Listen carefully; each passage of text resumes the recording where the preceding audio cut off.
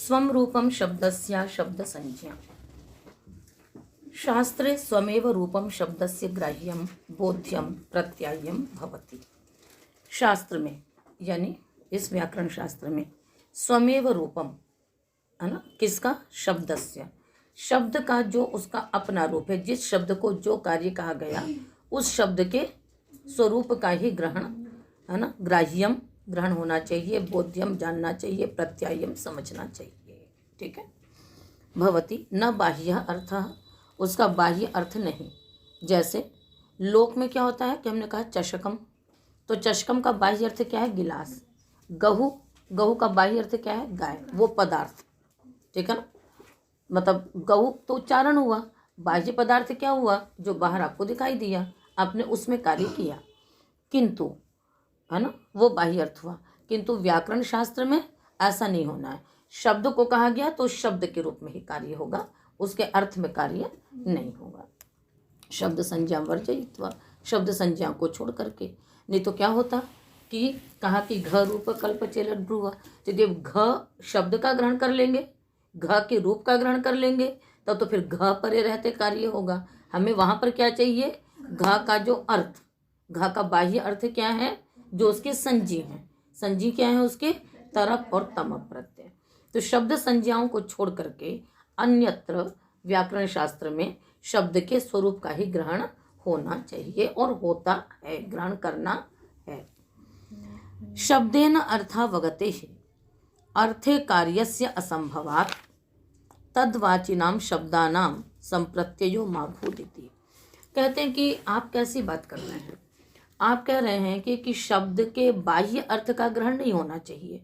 मान लीजिए अग्नि शब्द से कार्य किया कहा गया है, ठीक है, और कहा गया कि ढक प्रत्यय होता है, तो शब्द के अर्थ में क्या कार्य संभव है? शब्द का अर्थ क्या है? बाह्य अर्थ अग्नि। उस अग्नि से ढक प्रत्यय करके हम करेंगे क्या? बात समझ में आ गई? तो शब्द के अर्थ में तो कार्य संभव ही नहीं है। शब्दे न अर्थावगते है, शब्द से अर्थ की प्रतीति होने पर, शब्द से अर्थ की प्रतीति होती है, किंतु उस अर्थ में तो वो कार्य संभव ही नहीं है। अर्थ में कार्य संभव नहीं है। मान लीजिए कह दिया कि आपका क्या है? आण नद्याः, ठीक है, ये तो खैर संज्ञावाची शब्द हो गया। जैसे मैंने आपको उदाहरण दिया था, अग्निर्ढक ही दिया था, तो वहां पर अग्नि जो बाह्य अर्थ है उससे ढक प्रत्यय करके कोई इष्ट सिद्धि नहीं होनी है। तो शब्द से अर्थ की प्रतीति होती है और उस अर्थ में उस कार्य का संभव न होने से, उस अर्थ में उस कार्य का संभव न होने से कहते ठीक है उसमें तो नहीं होगा, किंतु तद्वाची शब्दों का तो ग्रहण हो सकता है। अब अग्नि से कहा गया है तो हम क्या कर लें? हुतभुक, जातवेदस, अनलह, पावकः, ये सब जो उसके तद्वाची शब्द हैं या उसके पर्यायवाची शब्द हैं उनमें कार्य संभव हो सकता था। तो इसके लिए कहा तद्वाचिनाम शब्दानाम संप्रत्ययो मा भूत इति सूत्रम इदम आरभ्यते। यहाँ पर बात ये नहीं कि उसके अर्थ में कार्य होगा, अर्थ में तो कार्य संभव ही नहीं है, इसलिए अर्थ में कार्य का संभव न होने से तद्वाची शब्दों में अथवा उसके पर्यायवाची शब्दों में, दोनों में अंतर होता है। ठीक है ना। वृक्ष विशेषवाची क्या होंगे? अश्वत्थ, पेरुक इत्यादि विशेषवाची हो गए, और पर्यायवाची क्या हो जाएंगे? वृक्षः, तरुः, द्रुमः, पादपः, ये सब उसके पर्यायवाची हो जाएंगे। तो उसके विशेषवाची में तो संभव हो सकता है या फिर उसके पर्यायवाची में हो सकता है। तो तद विशेषवाची और उसके पर्यायवाचियों में कार्य ना हो जावे, इसके लिए ये सूत्र बनाया गया है। अर्थ में कार्य कभी भी संभव नहीं है कि आप वो जो प्रज्वलित अग्नि आप उससे ढक प्रत्यय करें, कोई वहां पर औचित्य नहीं है उसका। तो अर्थ में कार्य संभव ही नहीं है। कहाँ संभव है? तद्वाची शब्दों में और उसके पर्यायवाची शब्दों में, तो उनमें उस कार्य की प्रतीति न होने लग जावे, इसके लिए सूत्र बनाया गया है कि यदि अग्नि से कहा गया है तो अग्नि से ही ढक प्रत्यय होवे, हुतभुक, जात वेदस इत्यादि से न हो जावे। अग्निर्ढक, आग्नेयम अष्टाकपालम निर्वपेत, अग्निशब्दः अग्निशब्दस्यैव ग्राहको भवति, न ज्वलनः पावकः धूमकेतुरिति नातः प्रत्ययो भवति। अग्निर्ढक में कहा गया तो अग्नि शब्द से ही ढक प्रत्यय होता है, उसके जो पर्यायवाची हैं ज्वलन, दहन, पावक, धूमकेतु इत्यादि उनसे प्रत्यय नहीं होगा। बस समझ में आ गई। उदश्वितोन्यतरस्याम औदश्वितकम, अब यहाँ पर उदश्वित से ठक प्रत्यय का विधान किया गया तो उसी से ही होगा औदश्वितम, है ना। अब तक्रम, अरिष्टम, कालक्षेपम, दंडाहतम, मथितम, है ना, ये सारे आपके तक्र के पर्यायवाची हैं। जिसके पर्यायवाची हैं ये सब तक्र के, उदश्वित के, ठीक है। तो उनसे प्रत्यय नहीं होता है। उदश्वित से कहा तो उदश्वित से ही होता है। ये तो सूत्र का अर्थ और प्रयोजन आपको बताया। कहते हैं अशब्द संज्ञा थी किम, आपने अशब्द संज्ञा क्यों कहा कि शब्द संज्ञा को छोड़ करके, तो बताते हैं दाधा घदा तरप्तम पौघ, इन सब में घू ग्रहणेशु घ ग्रहणेशु च संजीनाम ग्रहणम न संज्ञाया। इन सब में भी यदि शब्द के रूप का ग्रहण होने लगता तो संज्ञियों का ग्रहण नहीं होता अपितु संज्ञा का होता। तो यहाँ पर संज्ञा का नहीं होता अपितु संज्ञा का होता है। कहते हैं तो ये तो हो गया, किंतु अब इससे क्या होने लगी, अतिव्याप्ति हुई। कहीं कहीं पर हमको तद विशेषवाची चाहिए, कहीं कहीं पर हमको पर्यायवाची चाहिए, ठीक है। जहाँ पर अर्थ को चाहिए वहाँ तो इति लगा दिया है, इसलिए उसकी कोई आवश्यकता नहीं है। किंतु कहीं कहीं पर हमें तद विशेषवाची अथवा पर्यायवाचियों को कार्य चाहिए। तो उसके लिए फिर आप क्या करेंगे, तो उसके लिए फिर जहाँ जहाँ ऐसा चाहिए वहाँ पर आप कुछ विशेष अनुबंध लगा देंगे। ये जो यहाँ इत्यादि ङ इत्यादि वो भी तो विशेष अनुबंध लगाए गए हैं कि किन धातुओं से आत्मनेपद हो, तो हम सारी आत्मनेपद वाली धातुओं में ङ अनुबंध लगा दिया। इसी प्रकार से हमको कहाँ कहाँ पर विशेषवाची चाहिए, कहाँ कहाँ पर हमको पर्यायवाची चाहिए, तो वहाँ वहाँ पर हम उन अनुबंधों को लगा देंगे। और लगा करके प्रयोग नहीं किया गया अपितु उसको व्याख्यान से आप समझेंगे।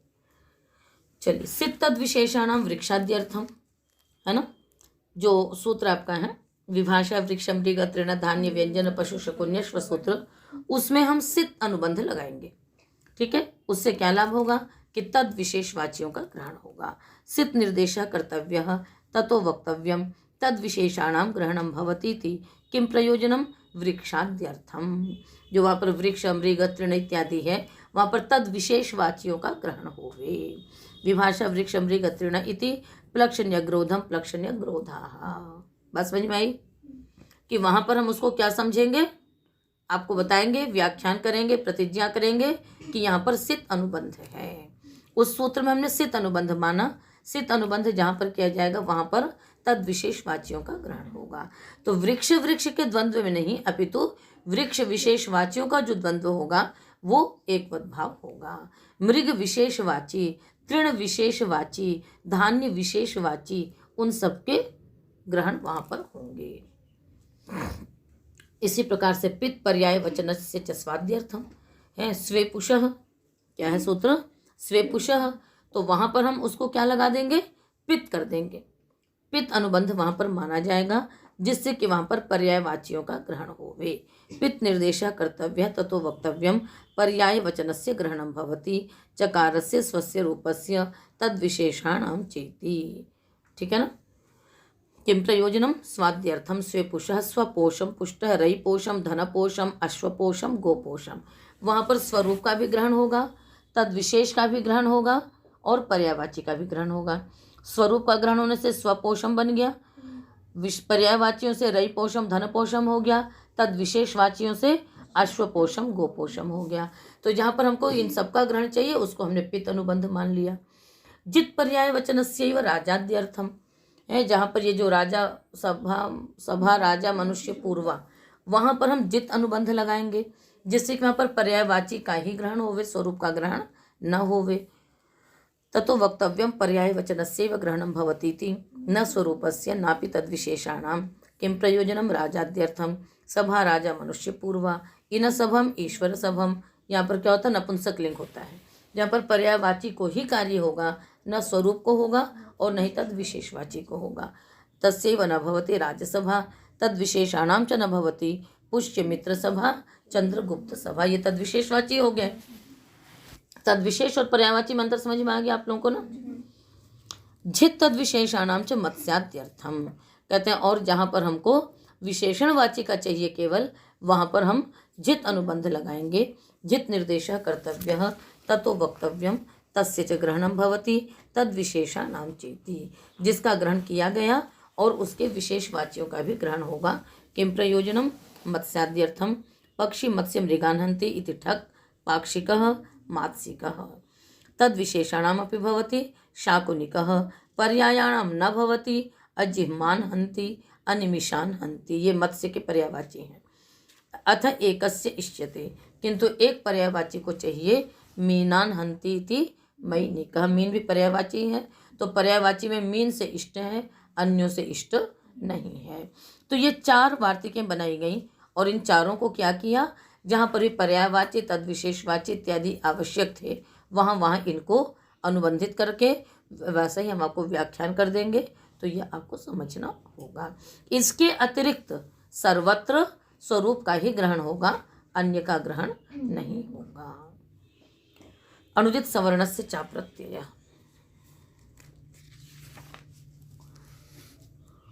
कहते हैं परेण नकारेण प्रत्याहार ग्रहणम। क्या अर्थ है सूत्र का? अनुदित कहते हैं परेण नकारेण प्रत्याहार ग्रहणम। यहाँ पर अण में पर नकार का ग्रहण किया गया। आपको व्याख्यान तो विशेष प्रतिपत्ति में बताया गया था कि पर नकार से ग्रहण है। अण गृह्यमाणः उगितश्च उदिच्च सवर्णानाम ग्राहको भवति। जिन भी सूत्रों में अण का ग्रहण किया जाएगा और उदित है ना, उनमें क्या होगा, सवर्णियों का ग्रहण होगा। स्वस्य च रूपस्य, और उसके अपने रूप का भी होगा। प्रत्ययम वर्जयित्वा, प्रत्यय को छोड़ करके। प्रत्यय में ऐसा नहीं होगा कि अप्रत्यय कहा गया तो पूरे सवर्णियों का ग्रहण हो जाएगा, तो आ सारे प्रत्यय होने लग जाएंगे, ऐसा नहीं होगा। आद्गुण अस्यच्व यस्यति च, ठीक है ना, इन सब में क्या होता है, पूरे अवर्ण का ग्रहण होता है। अस्यचो में भी यस्यति च में भी। स्वरानुनासिक्य काल भिन्नस्य ग्रहणम भवति, मतलब ये हो गया कि उनके सवर्णी कौन है, आ का सवर्णी कौन होगा, तो बताया कि स्वर भेद से जो भी हैं, स्वर यानी उदात्त अनुदात्त स्वरित, अनुनासिक भेद सानुनासिक निरनुनासिक, काल भेद ह्रस्व दीर्घ प्लुत, तो तीनों हो गए, उदात्त अनुदात्त स्वरित, ह्रस्व दीर्घ प्लुत, सानुनासिक निरनुनासिक।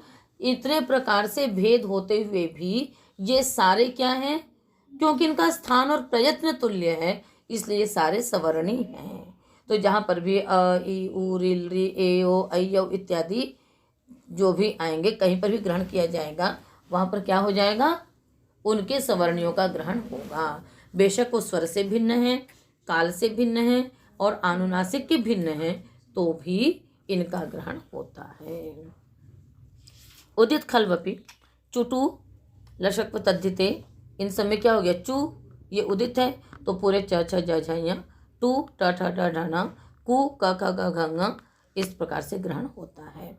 चवर्ग टवर्गयो कवर्ग से च ग्रहणम भवति। कहते हैं अप्रत्ययति किम, आपने कहा कि प्रत्यय को छोड़कर, कहते हैं जैसे सनाशन से भिक्ष उह, असाम्प्रतिके, ये सभी तो हैं, तो इन समय भी क्या होने लग जावे, पूरे उसका सवर्णियों का ग्रहण होने लग जाए, तब तो फिर क्या होगा, दोष आएगा कि नहीं आएगा। दीर्घो न भवति।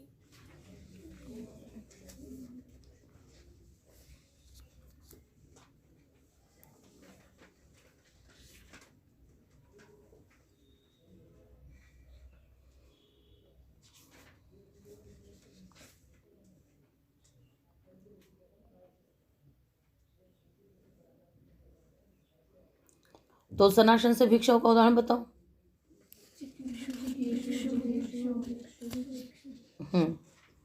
ठीक है, तो वहां पर क्या होने लग जाए, सवर्णी का ग्रहण होने लग जाए, दीर्घ ऊ होने लग जाए, तो ऐसा नहीं होता है। ठीक है ना, यहाँ पर यहाँ क्या है, भाव्यमान है ना, वो तो भाव्यमान के लिए आ जाएगा। हाँ, इसी में तो परिभाषा ही बताई गई है ना, तो उसके लिए तो इदम इश इत्यादि जो है आपके, उनमें समाधान हो जाता है। ठीक है,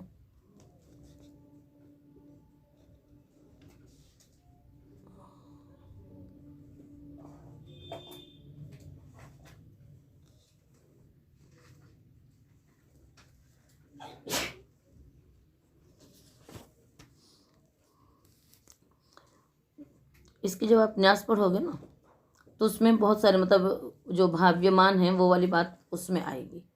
ठीक है, कि जैसे मतलब इदमा ईश है तो वहाँ पर जैसे अम है तो उसके स्थान पे होता है, या फिर माँ अंत्यल के स्थान पे होता है। अब सनाशन से भिक्षुओं में क्या होगा कि जैसे आपका चिकीर्ष है, प्रत्यय तो वस्तुतः क्या होता है, चिकीर सन होता है, तो अब ना कैसा आपका सानुनासिक है तो उसके स्थान पे जो ऊ प्रत्यय होवे वो क्या होने लग जावे, सानुनासिक होने लग जावे। ठीक है, एक तो ये होगा। प्रत्यय परस्य के अधिकार होने से तो परे ही होगा। हाँ, और नहीं तो फिर मान लीजिए तो परे भी हो रहा है तो दीर्घ भी हो सकता है, वो तो अपने ऊपर है कि ऊ कहा गया है सवर्णी के स्थान पे होगा तो हम सवर्णी का नहीं भी होगा तो भी आपने ऊ प्रत्यय विधान के आप दीर्घ भी कर सकते हैं। अब प्रत्ययात किया गया है, गुरोश चहला से किया गया है तो वहाँ पर भी दीर्घ भी किया जा सकता है। तो परे होते हुए भी सवर्णी का ग्रहण किया गया है तो इसलिए क्या हो जाएगा आपका, दीर्घ भी हो सकता है। और जो इदम ईश इत्यादि हैं, जैसे इदम के स्थान पे क्या होता है, ईश आदेश होता है। अब पूरा इदम की मात्राएं मिलाइए कितनी है, और मान लीजिए यदि चतुर्मात्रिक पंचमात्रिक नहीं भी हो तो भी इदम जो है वो सानुनासिक है, माँ अंत में सानुनासिक है आपका, और उसके साथ साथ कई सारी मात्राएं हैं तो प्लुत आदेश भी हो सकता है ना। तो ये सारी बातें मतलब बहुत सारे यहाँ पर गिनाएंगे आपको। अस्मिन में इह है तो वहाँ पर भी ई आदेश होता है। तो कई सारे जो आदेश होते हैं उन सब के लिए इन्होंने ये बात की है कि फिर इसीलिए वहाँ पर अप्रत्यय, अप्रत्यय को क्या मान लेते हैं, प्रत्यय का क्या है वहाँ पर वो बताया था आपको परिभाषिक पढ़ाते समय, प्रत्यायते वो प्रत्याहार है, प्रत्यायते यह सह प्रत्यय जो जाना जाता है, जो भी जाना जाता है या जिसके द्वारा जाना जाता है, जो भी जाना जाता है या फिर जिसके भी द्वारा जाना जाता है वो सब प्रत्यय होंगे, और उन सबको छोड़ करके। तो यहाँ पर तो बात समझ में आ गई कि दीर्घो न भवति, सनाशन से भिक्षु असाम्प्रत्यय सब प्रत्यय है। ठीक है, तो कहीं ऐसा हो जाए कि कहीं पर दीर्घ हो जाए, कहीं पर ह्रस्व हो जाए, कहीं पर प्लुत हो जाए, क्योंकि सवर्णियों का ग्रहण है, तो ऐसा नहीं होता है। तपरस्तत्कालस्य तः परो यस्मात् सोयम तपरः, समास है ता पर है जिससे, तादपि परः तपरः, ता से जो पर है वो भी तपर है। तपरो वर्णः तात्कालस्य आत्मना तुल्य कालस्य गुणांतर युक्तस्य सवर्णस्य ग्राहको भवति स्वस्य च रूपस्य। कहते हैं कि जो तपर वर्ण है वो तत्कालस्य, तत्कालस्य का अर्थ क्या हो गया, आत्मना तुल्य कालस्य, जिस वर्ण में तपर लगाया गया वो तपर वर्ण कहलाया। वो तपर वर्ण अपने समान वाले, अपने समान काल वाले का ग्रहण कराएगा, किंतु गुणांतर युक्तस्य, गुण भिन्न हो सकता है। गुण भिन्न होना यानी उदात्त अनुदात्त स्वरित सानुनासिक और निरनुनासिक। बात समझ में आई। तत्काल का मतलब केवल जो काल भिन्न का ग्रहण नहीं होगा, शेष गुण भिन्न का ग्रहण हो जाएगा। अनुदित सवर्ण से चाप प्रत्यय ने क्या किया था, सभी भिन्न वालों का ग्रहण करवा रहा था, स्वर अनुनासिक के काल भेद का ग्रहण हो रहा था। इसने क्या कर दिया कि जो तपर वर्ण होगा वो काल भिन्न का ग्रहण कट जाएगा, केवल तत्काल का ग्रहण करवाएगा, शेष गुणांतर और मतलब गुणांतर के अंतर्गत स्वर और अनुनासिक का ग्रहण ये करा लेगा, है ना। गुणांतर युक्तस्य सवर्णस्य ग्राहको भवति स्वस्य च रूपस्य। कहते हैं विध्यर्थम इदम अण इति नानो वर्तते। ये सूत्र विधि सूत्र है ये, है ना। आप ये मत सोचना कि ये अनुदित सवर्ण से चाप प्रत्यय की अतिव्याप्ति में, ये अनुदित सवर्ण से चाप प्रत्यय सूत्र से अतिव्याप्ति हो रही थी इसलिए तपरस्तत्काल से सूत्र बनाया गया, ऐसा नहीं है। ये एक स्वतंत्र विधि सूत्र है। ये क्या है, ये स्वतंत्र विधि सूत्र है, ये अनुदित का अपवाद सूत्र नहीं है, क्योंकि इसमें अण की अनुवृत्ति नहीं आती है। ठीक है, अब उससे लाभ क्या होगा, तो कहते हैं कि अणाम अन्येषां च तपराणाम इदमेव ग्रहणक शास्त्रम। उससे लाभ क्या होगा, यदि आप इसमें अण की अनुवृत्ति लाएंगे और अनुदित का यदि आप अपवाद मानेंगे तो क्या होगा कि जिनमें जो अण प्रत्याहार के अंतर्गत आते हैं, जो अण प्रत्याहार के अंतर्गत आते हैं, बस ये उन्हीं में ही रोक लगाएगा। ठीक है, उनमें रोक लगाएगा और भिन्न गुण वाले का ग्रहण कराएगा। ठीक है, किंतु जो अण में नहीं आते हैं, जैसे आ तो नहीं आता है, ऊ अण में नहीं आता है, ई अण में नहीं आता है, तो ये अण से अन्य है, पर उनमें तपर लगाया। अब दूसरी बात आप ये समझो कि जैसे आ में तपर लगा दिया, आ में क्या किया, तपर लगा दिया। अब यदि आ में आपने तपर लगाया तो वो अपने अन्य सवर्णियों का तो ग्रहण नहीं करा सकता, तत्काल सवर्णी का तो ग्रहण कराएगा। मान लीजिए आ कहा गया तो आ को कार्य होगा, ठीक है, किंतु भिन्न गुण वाले का, भिन्न अनुनासिक वालों का ग्रहण हो पाएगा क्या? नहीं हो पाएगा। क्यों नहीं होगा? क्योंकि अनुदित सवर्ण से चाप प्रत्यय से ही तो सवर्णियों का ग्रहण होता है, और ये अण में आते नहीं है। जब ये अण में नहीं आते हैं तो आ यदि आपने ग्रहण किया तो आ यदि उदात्त है तो उदात्त को ही कार्य होता, अनुदात्त स्वरित को कार्य नहीं होता। आ यदि अनुनासिक है, सानुनासिक है, तो सानुनासिक के ही में ही कार्य होता, निरनुनासिक को कार्य नहीं होता। यही चीज़ आप री में ले लीजिए, री दो रक सूत्र बनाया आपने, री त इत धातु सूत्र बनाया है। तो कितने सारे ऐसे वर्ण हैं जिनमें तपर लगा है किंतु वो अण में नहीं आते, जिनमें तपर लगा है किंतु वो अण में नहीं आते, तो वो भिन्न गुण वालों का ग्रहण कैसे कराएंगे? जो अण में आते हैं उनके तो भिन्न गुण वालों का ग्रहण किससे हो गया? अनुदित से हो गया।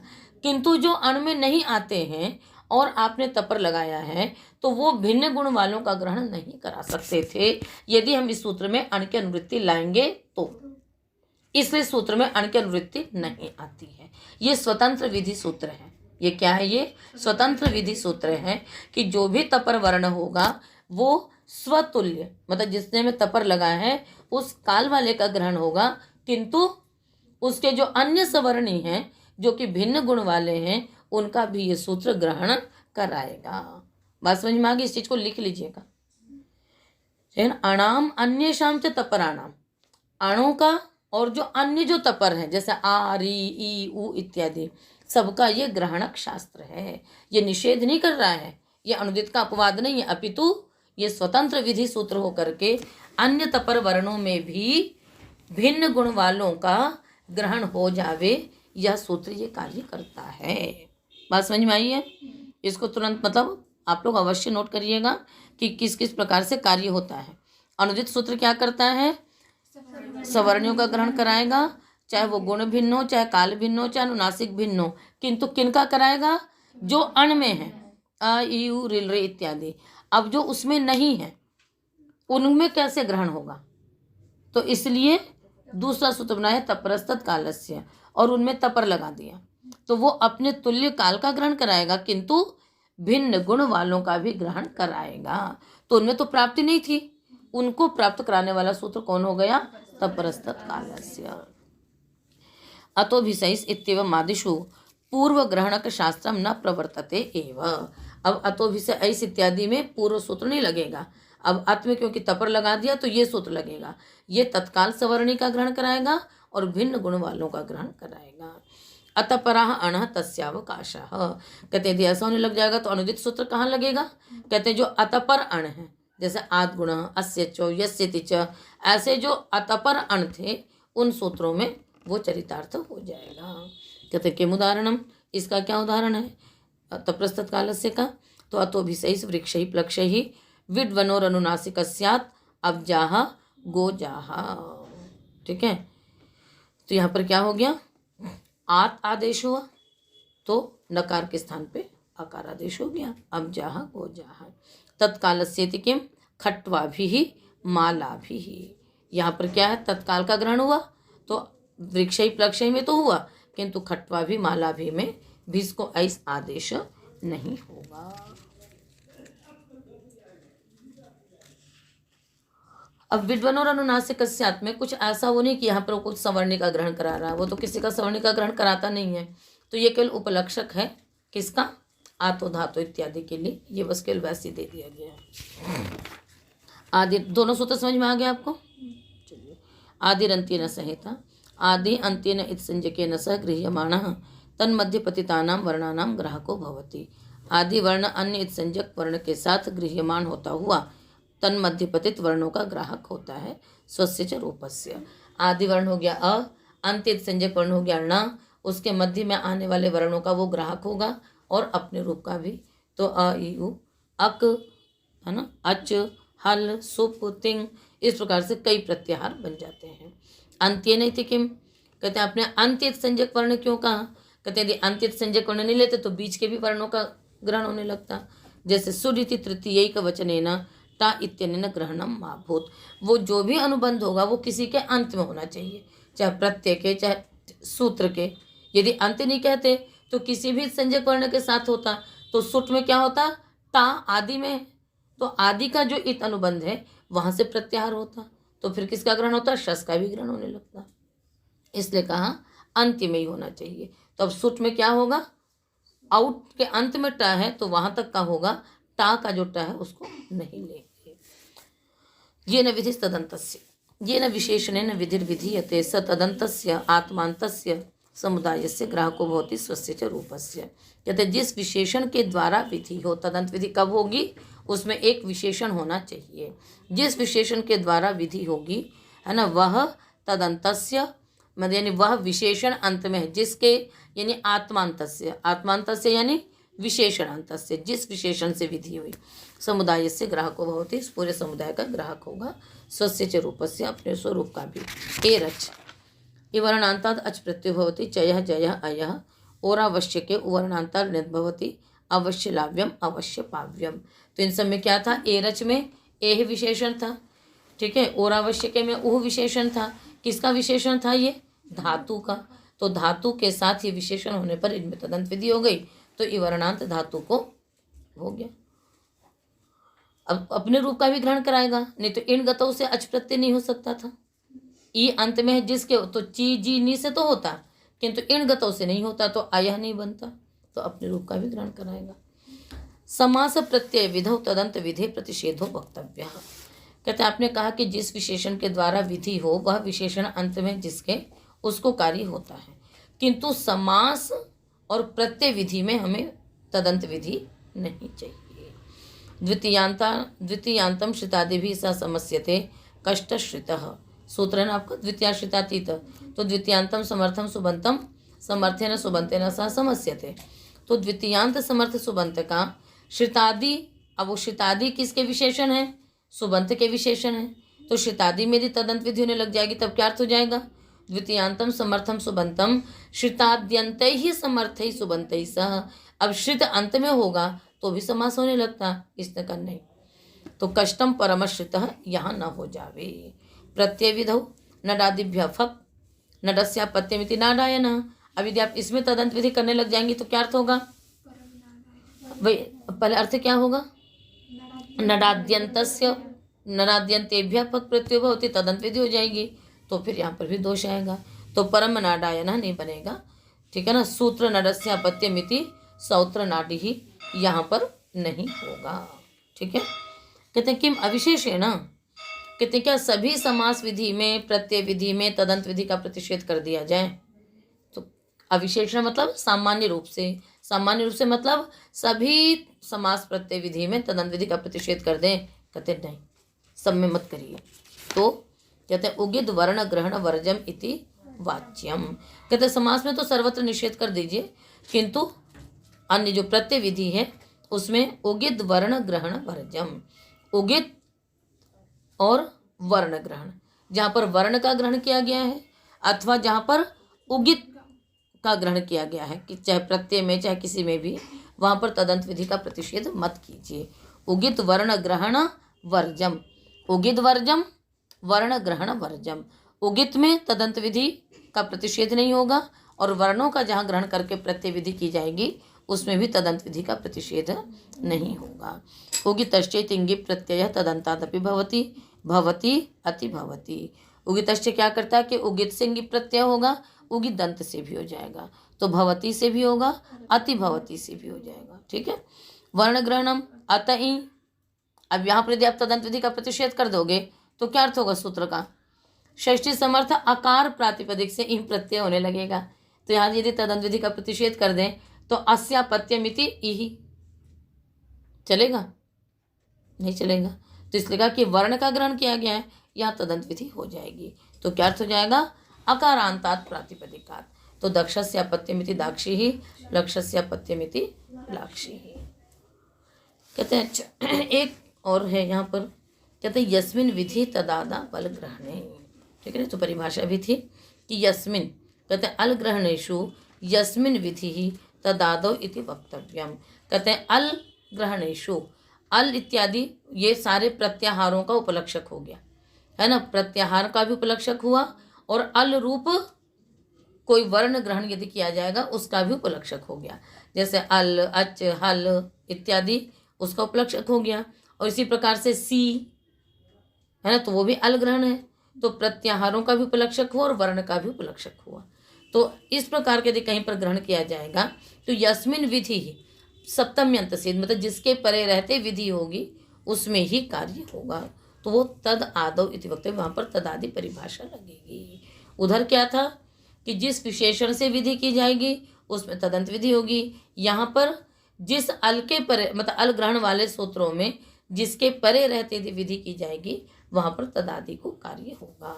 तो अजादि, अलादि है, और यदि सी कह दिया तो सकार आदि होता है कि नहीं होता है। ती है तो तकार आदि, तिकिति तकारादो किति परतः, तो ती क्या है, अल ग्रहण है, तो अल ग्रहण में यस्मिन विधि परे रहते विधि कार्य की जा रही है तो कार्य हो जाएगा। तो अचिष्णु धातु भ्रुवा योर्यंगु वंगो इति श्रियः भ्रुवः। अब यदि ये कहते यहाँ पर तदादि विधि नहीं लगाते तो केवल अचरूप प्रत्यय के परे रहते होता, तो श्रियौ भ्रुवों में तो होता किंतु श्रियः भ्रुवः में नहीं होता। अब हम अर्थ क्या करते हैं, अजादि प्रत्यय के परे रहते इयंगु वंग आदेश होता है, तो यहाँ पर हम तदादि विधि कर लेते हैं। तो तदादि विधि के लिए ये वार्तिक पढ़ी गई है। तो ये आपका जो ग्रहणक शास्त्र था, ये क्या था, अनुदित स्वम रूपम शब्दस्य शब्द संज्ञा से लेकर के ये न विधि तदंतस्य तक के सूत्र को क्या बोलते हैं, ग्रहणक शास्त्र। क्या बोलते हैं, ग्रहणक शास्त्र।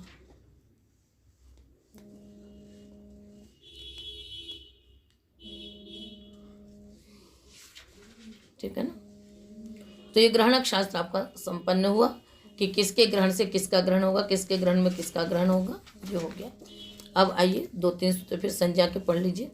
वृद्धिर यस्य चामादिस्तत् वृद्धम, यस्यति समुदाय उच्यते, यस्य से क्या लेंगे, समुदाय, शब्द समुदाय। अचाम मध्य यस्य वृद्धि संज्ञकः आदिभूतः तत् शब्द रूपम वृद्धि संज्ञम भवति। कहते हैं कि यस्य वृद्धि संज्ञकः है ना, जिस शब्द समुदाय के अचों के आदि अच वृद्धि संज्ञक होता है वह वृद्धि संज्ञक होता है। अचामिति जातो बहुवचनम, अचाम में जाति में बहुवचन है कि अचों के मध्य में जो आदि अच, शालीय, मालीय, उपगवीय, कापटवीय। अब शाला में 2 अच, उसका आदि अच, तो यस्य शब्द समुदायस्य, जिस शब्द समुदाय के अचों के मध्य में जो आदि अच, तो शब्द समुदाय है शाला, उसका आदि अच है आ, वो वृद्धि संज्ञक है, तो पूरे शाला शब्द की वृद्धि संज्ञा होगी, वृद्धाच्छा से छ प्रत्यय हो जाएगी। आदिरिति किम, कहते हैं आदि अच वृद्धि संज्ञक होना चाहिए। यदि आदि हटा देंगे तो क्या अर्थ हो जाएगा कि जिस शब्द समुदाय के अचों के मध्य में कोई भी वृद्धि संज्ञक हो जाए तो उस पूरे शब्द की वृद्धि संज्ञा होने लगती। तो सभासन नयन शब्द है, शब्द समुदाय बड़ा है, उसके कई सारे अच हैं, और आदि अच नहीं, कोई भी अच यदि वृद्धि संज्ञक है तो पूरे शब्द की वृद्धि संज्ञा हो जाती। तो यहाँ पर सभा आदि अच है, आदि अच नहीं फिर भी वृद्धि संज्ञक है तो पूरे शब्द की वृद्धि संज्ञा होती। तो सभासन नयने भवा इति साभासन नयने, यहाँ पर अण प्रत्यय ही होता है, छ प्रत्यय नहीं होता क्योंकि वृद्धि संज्ञा नहीं होती है। कहते हैं और वा नामधेय से वृद्धि संज्ञा वक्तव्य, केवल आदि अच वृद्धि संज्ञक होने पर ही वृद्धि संज्ञा नहीं होती, यदि किसी का नाम है तो उसकी भी क्या हो जाएगी, वृद्धि संज्ञा मानी जाएगी। तो देवदत्ती यहाँ दैवदत्ता विकल्प से मानी जाएगी, तो जब वृद्धि संज्ञा होगी तो छ प्रत्यय होगा, नहीं होगी तो नहीं होगी। तो देवदत्ती यहाँ दैवदत्ता। तो गोत्रांताद असमस्तवत प्रत्ययो भवती थी वक्तव्यम। कहते हैं कि जो गोत्र प्रत्ययांत शब्द हैं उनसे गोत्र प्रत्ययांत शब्द कैसे होंगे, समस्त के समान माने जाएंगे, किंतु उनसे असमस्तवत प्रत्यय विधि होती है, ऐसा मानना चाहिए।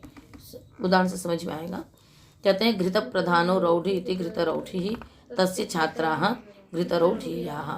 ओदन प्रधानः पाणिनिः ओदन पाणिनिः तस्य छात्राः ओदन पाणिनीयाः वृद्धाम्भियाः वृद्ध।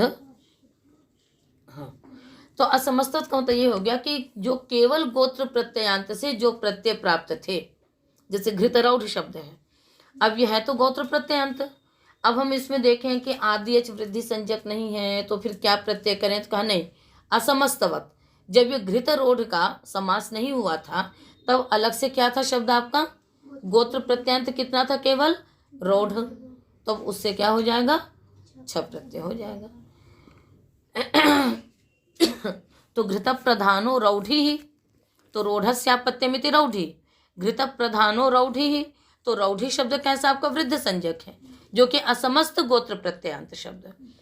पूरा घृत रौढ़ शब्द वृद्धि संज्ञक नहीं हो पाएगा। जो असमस्त गोत्र प्रत्ययांत यानी केवल गोत्र प्रत्यय जितने से हुआ है बस उतने से ही प्रत्यय विधि होगी।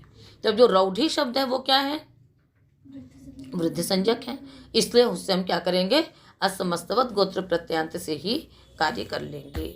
इसी प्रकार से ओदन प्रधान पाणिनि ही, अब यहाँ पर भी क्या हो गया, पाणिनि, ये भी वृद्धि संज्ञक है तो फिर वृद्धि संज्ञक हो जाएगा, तो यहाँ पर भी छ प्रत्यय हो जाएगा। अब हम ओदन को नहीं देखेंगे कि वो वृद्धि संज्ञक है कि नहीं, अपितु जो उतना गोत्र प्रत्यांत शब्द जो है बस उतने में ही कार्य देखेंगे। ऐसे ही वृद्धाम्भियाः वृद्ध काश्यपीयाः, तो सभी का जो गोत्र प्रत्ययांत था वो सब क्या थे, वृद्ध संज्ञक हैं, इसलिए उन सब में ही क्या हो जाएगा, छ प्रत्यय हो जाएगा। ठीक है, तो अंभसा पत्यम इति आंभः, ठीक है ना, सब में अण प्रत्यय होगा और कार्य हो जाएगा। कहते हैं किंतु जिह्वा कात्य हरित कात्य वर्जम, किंतु गोत्र प्रत्ययांत जो समस्त शब्द है उसमें जिह्वा कात्य और हरित कात्य को छोड़ करके, तो जिह्वा काताः हरित काताः, इनको तो समस्तवत ही प्रत्यय माना जाएगा। तो जो पूरा समस्त शब्द है जिह्वा कात्य तो वो वृद्ध संज्ञक नहीं है, हरित कात्य वृद्ध संज्ञक नहीं है, इसलिए यहाँ पर छ प्रत्यय न हो करके अण प्रत्यय ही होगा। तो जितने भी गोत्र प्रत्यांत शब्द हैं यदि उनका समास हो गया है तो समास के साथ आप उसके वृद्धि संज्ञा वृद्ध संज्ञक नहीं देखेंगे, केवल गोत्र प्रत्यांत में घटाएंगे, किंतु जिह्वा कात्य और हरित कात्य शब्दों को तो उस प्रकार से मानना ही पड़ेगा। त्यदादीनि च यस्य अचाम आदि ग्रहणम उत्तरार्थम अनुवर्तते, यस्य अचाम आदि की अनुवृत्ति आ रही है, यह तो न संबध्यते, यहाँ पर नहीं लगेगा, एक प्राचाम देशे में लगेगा, ठीक है ना, क्योंकि त्यदादि गण पठित जितने भी शब्द हैं उनका आद्यच वृद्धि संज्ञक है ही नहीं, इसलिए यहाँ पर नहीं लगाएंगे। यहाँ तो बस त्यदादीनि शब्द रूपाणि वृद्ध संज्ञानि भवन्ति, त्यदादि शब्द रूपों की वृद्ध संज्ञा होती है, त्यदीयम तदीयम एतदीयम इदमीयम अदसीयम त्वदीयम त्वादायनी मदीयम मादायनी भवदीयम किमीयम, तो इन समय वही छ प्रत्यय हो रहा है, ठीक है। त्यदीयम तदीयम की सिद्धि आप जानते ही हैं, है ना, वृद्ध संज्ञा होने से यहाँ पर क्या हो गया, अच्छा हो गया। उसके बाद एतदीयम इदमीयम अदसीयम त्वदीयम, ठीक है। त्वादायनी में क्या हुआ, उदीचम वृद्धाद गोत्रात् वृद्ध संज्ञक होने से फिर प्रत्यय हो गया। मदीयम मादायनी भवदीयम किमीयम, तो उदीचम वृद्धाद गोत्रात् से यहाँ पर फिर प्रत्यय होगा और फिर प्रत्ययोत्तर पदयोश्च से उसको त्वा और मा आदेश हो जाएंगे, ठीक है। चलें या बस करें, चलें या पढ़ा दें, एंग प्राचाम देशे यस्य अचाम आदि ग्रहणम अनुवर्तते, यस्य अचाम आदि की अनुवृत्ति इसमें आ रही है। एंग यस्य अचाम आदि तत्प्राचाम देशाभिधाने वृद्धि संज्ञम भवति, ठीक है ना, जिस शब्द का आदि अच एंग हो, एंग मैंने ए और ओ हो, उस पूरे शब्द समुदाय की वृद्धि संज्ञा होगी, पर देश कहा जा रहा हूँ, कहीं पर भी नहीं हो जाएगी, अपितु केवल देश। एणी पचनीय भोजकटीय गोनर्दीय, तो एणी पचन भोजकट गोनर्द ये सब देशवाची शब्द हैं, इनका आदि अच क्या है, एंग है, तो उसमें वृद्धि संज्ञा हो गई। एंग इति किम, कहते एंग होना चाहिए, तो आहित छत्र कान्य को, जो ये प्राग देशाभिधायी शब्द हैं किंतु आदि अच इसका एंग नहीं है। प्राचामिति किम, देवदत्तो नाम वाहिकेशु ग्राम, देवदत्त जो है वो वाहिक ग्राम का नाम है। तत्र भवो दैवदत्तः। तो यहाँ पर ये प्राग देश नहीं है, इसलिए यहाँ पर नहीं होगा। देशेति किम गोमत्याम भवा मत्स्याः गौमताः।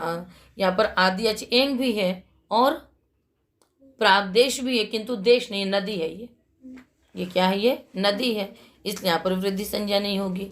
जब वृद्धि संज्ञा नहीं होगी तो छ प्रत्यय भी नहीं होगा। तो गोमत्याम भवा मत्स्याः गौमताः, यहाँ पर क्या कहा जा रहा है, नदी और उसमें होने वाली मछली, है ना।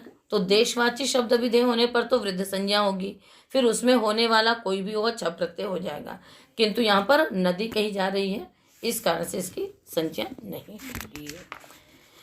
कहते हैं अच्छा आप ये बताइए कि आपको ये कैसे पता पड़ेगा कि ये प्राग देश अभिधेय है कि उत्तर देश अभिधेय है कि दक्षिण देश अभिधेय है। तो कहते हैं इसको भी समझ लीजिए। कहते हैं प्राग उदंचो विभजते हंस क्षीरोदके यथा।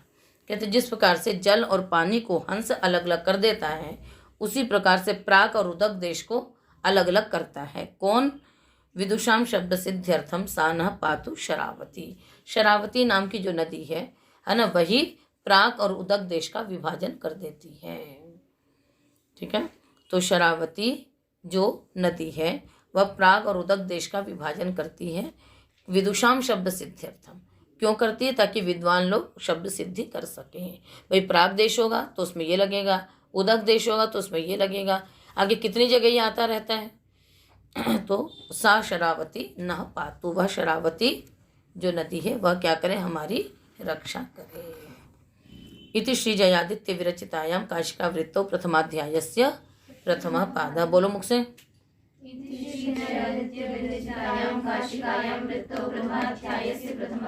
हाँ, जयादित्य विरचित काशिका वृत्ति के प्रथम अध्याय का प्रथम पाद समाप्त हुआ। तो इसको बार बार बोलने से आपको रट जाएगा कि काशिका के रचयिता कौन है, जयादित्य। ठीक है, बाकी आगे मैं पढ़ दे रही हूँ पदमंजरी का। इति हरदत्त मिश्र विरचितायां पदमंजर्यां प्रथमाध्यायस्य प्रथमः पादः। इति श्री बोधिसत्व देशीय आचार्य जिनेन्द्र बुद्धिपाद विरचितायां काशिका विवरण पंचिकायां प्रथमाध्यायस्य प्रथमः पादः समाप्तः। प्रथम पाद आपका समाप्त हुआ। ठीक है, तो ये एक पाद काशिका आपकी समाप्त हो गई है। और आज के सूत्रों में ग्रहणक शास्त्र जो है वो विशेष रूप से हैं।